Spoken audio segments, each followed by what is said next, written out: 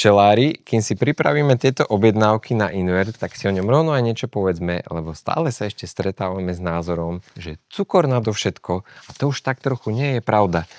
Začnime rovno s tým, čo vyplýva aj priamo z názvu. Teda Invert je už invertovaný a na rozdiel od cukru ho nemusia včely prepracovávať a tak sa šetrí zimná generácia včiel.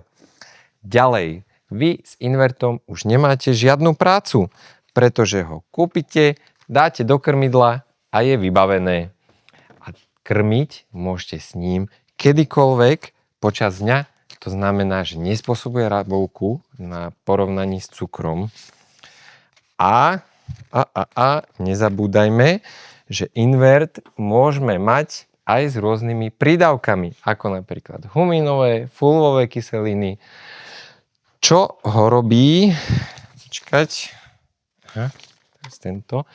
Čo ho robí ako ideálne krmenie na zimu, pretože v bunkách nekryštalizuje, nekvasí v krmidle. Koho táto tematika zaujíma viac, máme aj blogový článok, ktorý dáme do komentárov priamo pod týmto videom. A jediná vec, na ktorú si treba pri Inverte dať pozor, je, aby bol certifikovaný, aby výrobca garantoval jeho zloženie a bol bezpečný pre použitie vo včelárstve.